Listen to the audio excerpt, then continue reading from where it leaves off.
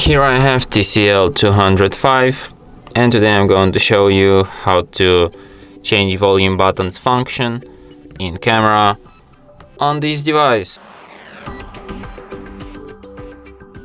So firstly you have to open camera, then go to its settings by tapping on the gear icon, and here you have volume key function. So you can set it to shutter, to volume, or to zoom.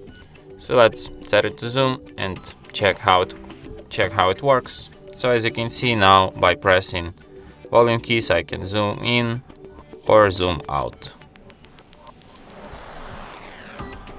And that's it. Thanks for watching. If you find this tutorial useful, don't forget to hit that like button and subscribe to our channel.